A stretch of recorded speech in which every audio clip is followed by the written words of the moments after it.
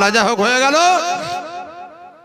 আল্লাহ তাআলা লাখ লাখ শুকরিয়া ওয়াসেস করুণা আপনাদের কাশিলা গুরসা সহ অত্র এলাকার জনগণের দেওয়া ক্ষুদ্র পয়সায় সিধরি গ্রামে দুতলা বিরাট বড় বিল্ডিং মহিলা মাদ্রাসা 2018 সালে প্রতিষ্ঠিত।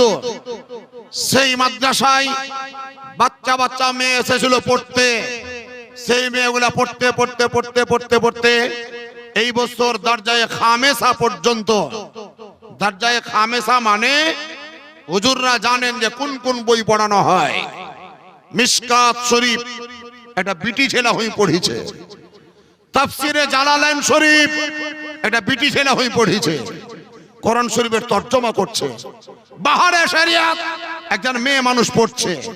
মিশকাত শরীফ হাদিসের কিতাব সব মাদ্রাসায় পড়া হয়। সেই কিতাবটা মেয়েরা পড়ছে হাদিসে রাসূল সুবহানাল্লাহ। সেই হাদিস পড়া এই বছরে যারা ছাত্রী 4 জন আলেমিয়াতের পাগড়ি হবে, দাস্তার মানে মৌলবি পাস করবে।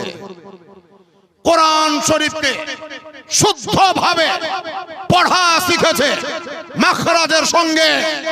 7 জন মেয়ে তাদেরও পাগড়ি দেওয়া হবে।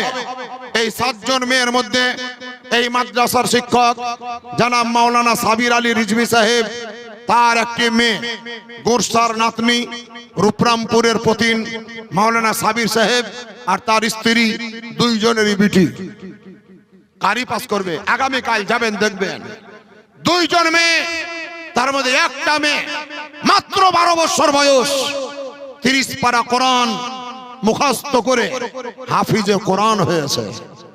তাকেও পাগড়ি দেওয়া হবে। টোটাল 13টা মেয়ে পাগড়ি আছে আগামীকালকে সিধর মহিলা মাদ্রাসায়। যদি সুযোগ পান, সময় পান, শরীর যদি ভালো লাগে, ঠান্ডার বাহানা না করে আল্লাহর রাস্তায় একটু যাবেন, দেখবেন দৃশ্যটা। যে হ্যাঁ বেরাদের ইসলাম, সন্ধ্যা থেকে বলেছি রাত্রি 11টা পর্যন্ত মাদ্রাসার তরফ থেকে র চা, বিট লবণ আর লেবু দেওয়া চা, ফ্রি সার্ভিস। ফ্রি সার্ভিস, পয়সা লাগবে না। ইচ্ছা হবে উঠে যাবেন, 1 কাপ চা খাবেন, আবার বসবেন।